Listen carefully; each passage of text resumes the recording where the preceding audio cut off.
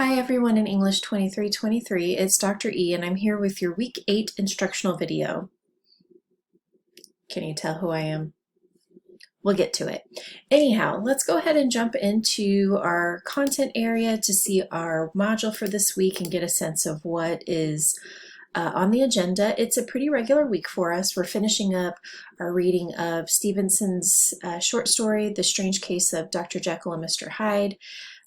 So we have a discussion post, which at this point y'all are used to. Y'all are, crushing it every time we have one of these. You are required to respond to at least 2 of your colleagues. And then there's that participation quiz. And just to note that that's going to cover the entirety of Stevenson's story. So just make sure that if necessary, you're going back and kind of reviewing what happened previously. So if we scroll down, you're watching what will appear here. There's really not anything to review this week, although I'm always going to recommend that you take some time to just click around and get a sense of where all the resources, all the items for our course are located, so that in a pinch, especially if you're struggling to get something in at the last minute and you have questions about the requirements or anything related to the course, or if you have something going on in life, we have our student success area.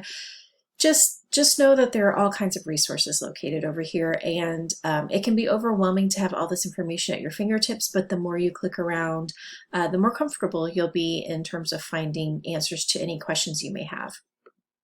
All right, so for our discussion this week, it is related to Stevenson, but what I really want us to do is kind of flip the script a little bit. So I typically am offering a prompt and you are writing in response to that, but this week I really want you to initiate the conversation.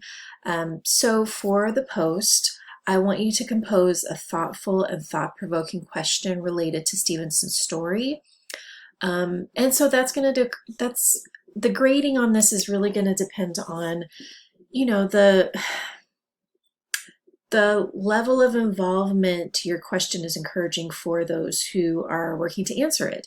So it's not just kind of a simple yes or no question. It's not, just a very surface level inquiry. You're really asking one another to dig into some of the ideas. So do you want to connect something from this text to Doyle's text, right? Because there's a lot of crossover there, right? We're dealing with the same time period. There's overlap there. They knew one another. So I just think that there are a lot of different directions you can kind of go in terms of asking one another questions. But it does need to really push us to think about Stevenson's text, whether that's in relation to his life or this text and another, or, again, any direction. It just needs to be something that's thought-provoking, not some question written on the internet that you found. Just saying. Push yourself to consider what you enjoyed about the text, what you questioned yourself, and want to kind of get everybody else's input. It can be about yourself as a reader and asking others about, their reading experience, but it has to show a level of comfort with the text itself, right? So don't, again, ask a surface level question that is not pushing us to think about the text. Show your understanding in the question that you're asking, if that makes sense.